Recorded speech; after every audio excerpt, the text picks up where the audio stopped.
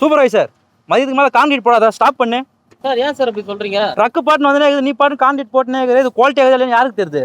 Sir check பண்ணி தான் sir போடுறோம். எப்படி சைட்ல இருந்து செக் பண்ண முடியுமா? செக் பண்ண முடியும் சார், வாங்க காட்டுறேன். இதான் வந்து பாத்தீங்கன்னா ஸ்லம் கோன் டெஸ்ட்.